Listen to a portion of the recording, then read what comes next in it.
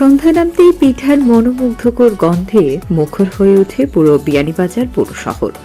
নারী, পুরুষ, তরুণ তরুণী থেকে শুরু করে শিশু ও বৃদ্ধ সবাই ছুটে যান বিভিন্ন মোড়ে বসা পিঠার দোকানগুলোর সামনে।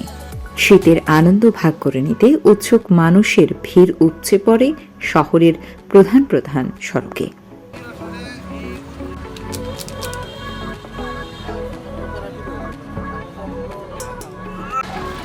শীতের আমেজকে কেন্দ্র করে শহরের বিভিন্ন স্থানে বসেছে ঐতিহ্যবাহী পিঠা উৎসবের এক অনন্য আয়োজন।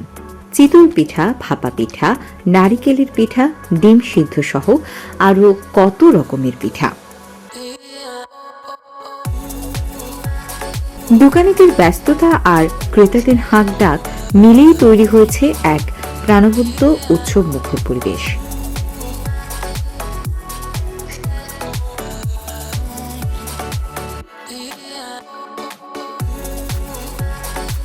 বিকাল 4টা থেকে রাত 1টা পর্যন্ত আমরা দোকান খোলা আছে।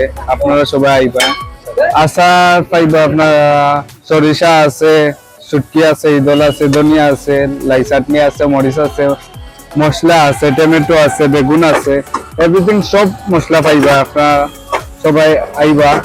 স্থানীয়দের মতে এসব মৌসুমী পিঠার দোকান অনেক তরুণদের জন্য হয়ে উঠেছে আয়ের নতুন পথ।